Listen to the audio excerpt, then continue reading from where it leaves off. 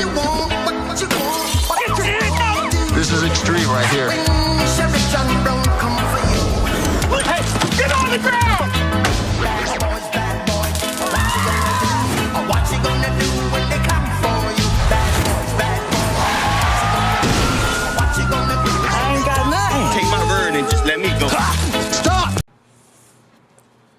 What's up? What's up? What's up? What's good, y'all? Way live from the trap.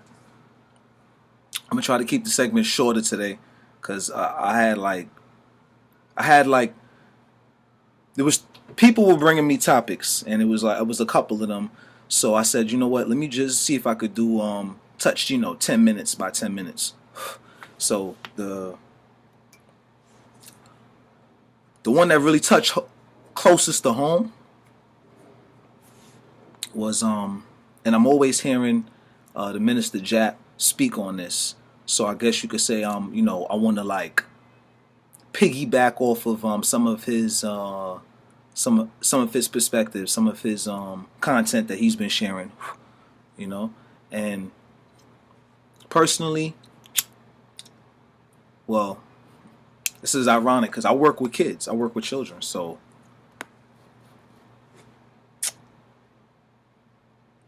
I've dated mothers before, and it's totally different than dating a woman with no children. And I say that on both sides of the fence. It can work. It can be a good, and it can be a not so good thing for the individual, for the gentleman that's dating her. Some goods I will give. What are some goods? Well, one thing, you get to see how this person, takes care and tends to their children. So this gives you an insight on their nurturing, on their caring, and how they define that role. Is this a woman who's she just throws money at her kids and just gets them whatever they want, and that's her way of showing love? Is it a woman who takes the time out every day to do those increments, those things in increments, those incremental things, like does she cook breakfast for her kids in the morning and then pack a good nice healthy lunch for them, and does she put in little letters and notes and smiley faces for their lunch? Is she a vibrant woman? What's her what type of occupation does she have now that she has a child? Because if she still has a job that she had before she had kids, like let's say she's been working the same job for 10 years and her child is 6, that might be a problem. That may be a problem, because it's like, so you didn't think that maybe you want to change your work situation to better provide for this family that you have now, So it can be good. It can be pros and cons, Some of the cons are, you'll always play back seat or passenger seat, whichever one you prefer, I guess. You'll always play passenger seat or back seat all the time, of course. But then it's like, how could you not? How could you not? But like some women, some niggas seek and want a certain type and amount of attention, so that might not fancy them. Shit ain't even lit. So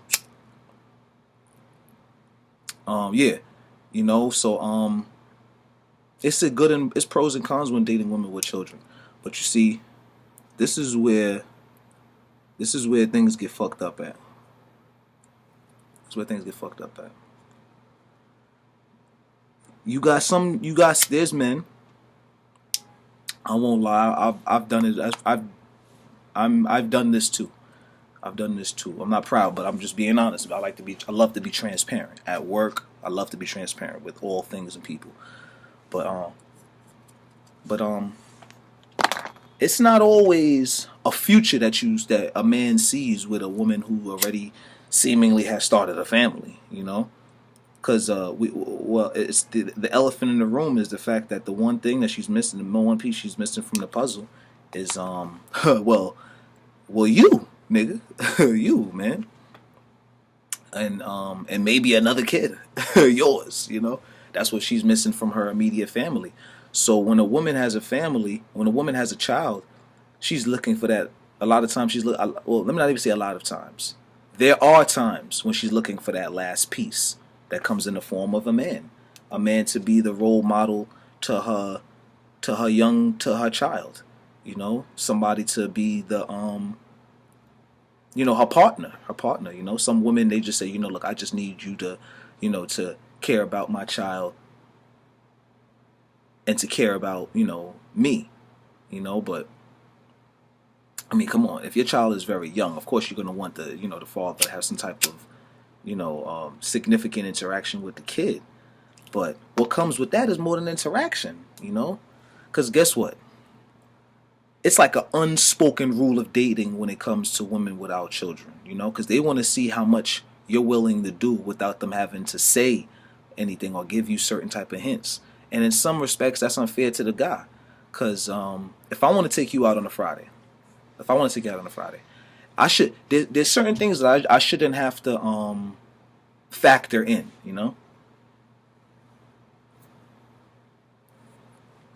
For example, if I want to see you, like, I shouldn't have to kick out no money for no babysitter to watch your kid, and I don't.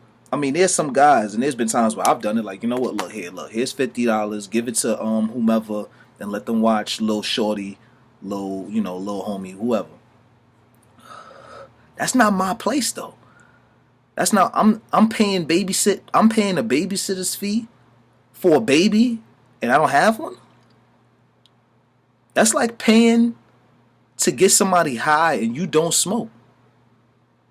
So it's like paying for like a box of cigarettes for somebody else, and you only want a Lucy, or you only want one. It just don't equate. It just don't equate, So we gotta even up the playing field in this segment. We gotta even up the playing field, and that's just recognizing the things that are too much to ask a man to do when you're in a relationship, when you're trying to create something with another individual, a companion and whatnot.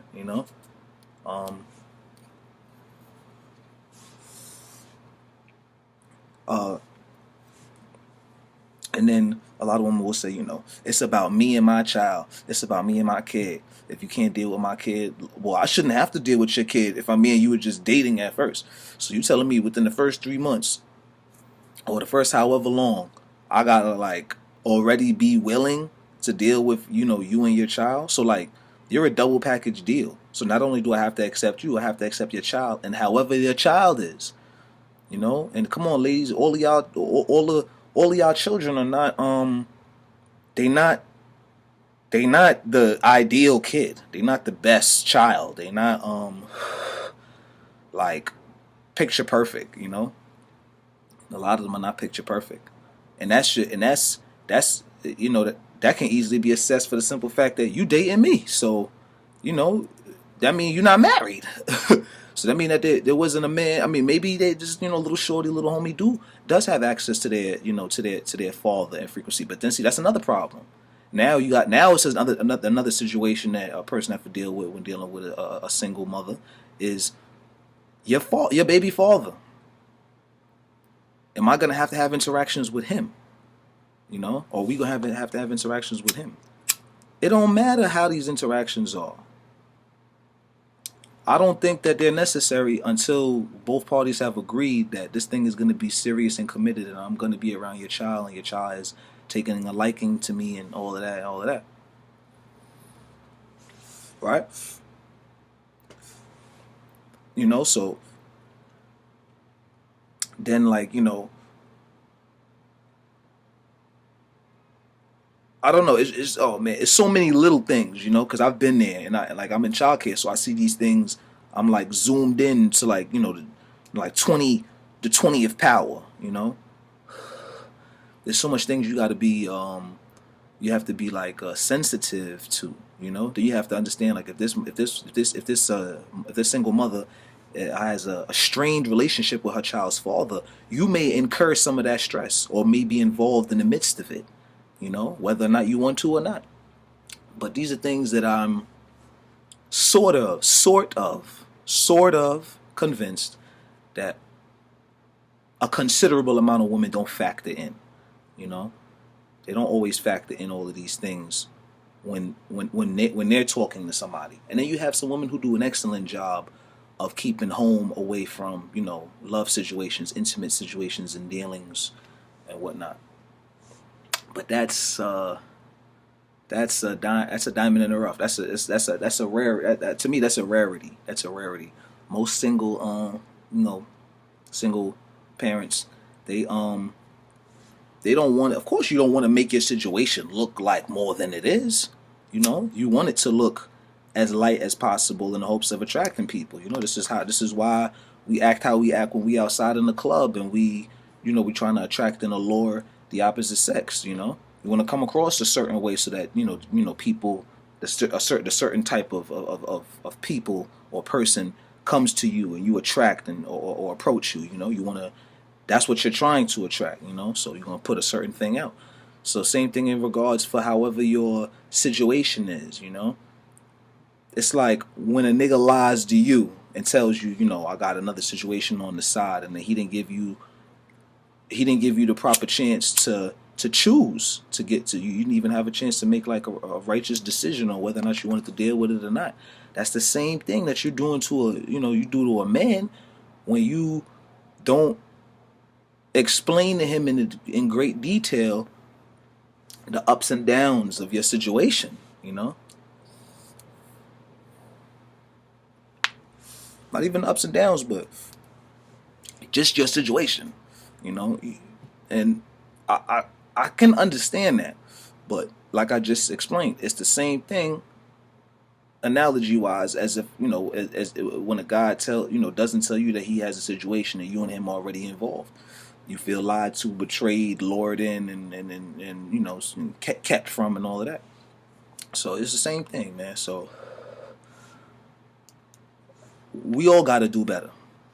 I'm not coming for nobody, because I know you ain't sent for me. So I ain't coming for nobody, in particular, nobody in general, really. I just as I have life experiences, there's certain things that I feel the need to share. And we do our people the greatest disservice when we don't share these things, And my next topic is going to be about egos. You heard what I said? Check yourself, nigga. Egos, man. Egos, man. That's going to be my next topic and my next session or whatever. For sure. Thank you again for tuning in from to Live from the Trap. It's your boy Way. Again, and we signing out. Bad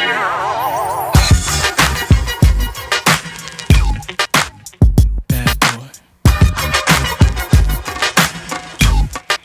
We ain't gonna stop. Now it's on the hot track, melt like it's hot wax. Put it out, all the stores, bet you can shop that. Right. Leave a nigga with a hot hat, frontin' like bad boy ain't got tracks. Nigga, stop that. There's no guy slicker than this young fly nigga. Nickel 9 liquor, floss you die quicker.